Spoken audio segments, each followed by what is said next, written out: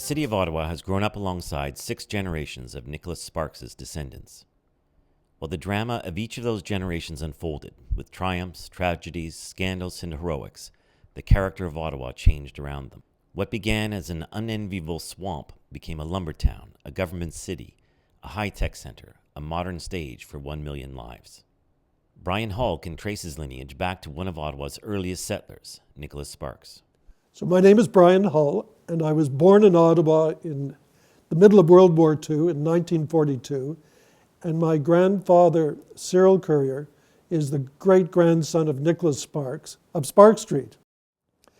My interest in family history began with Cyril because Cyril, being the repository of all stories about the family, was telling me these stories using his scrapbook of clippings from the Citizen and the Ottawa Journal to tell me these stories. But when you tell stories like this of some complexity to a 3-year-old, it doesn't really sink in very much.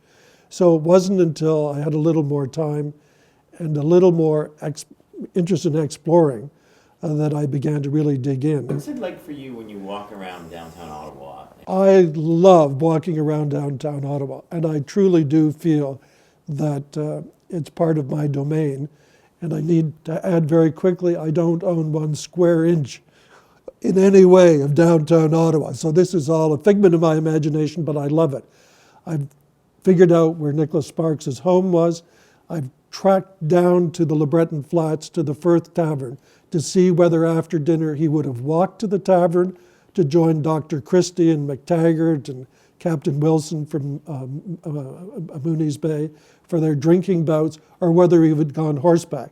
And I walked it, and I determined that he definitely would have walked. I walked along the old street paths, so I know that his hangout was with the raftsmen because these guys all just enjoyed working with the rivermen. This was by today's standards, it was a very egalitarian society. How do you think Nicholas Sparks would regard the city of Ottawa today?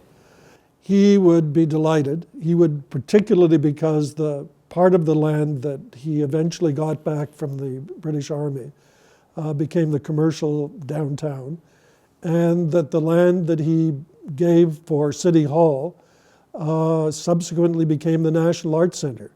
That land originally was designated to be a fortress, and I think it's really quite amazing that the National Arts Centre looks a bit like a fortress.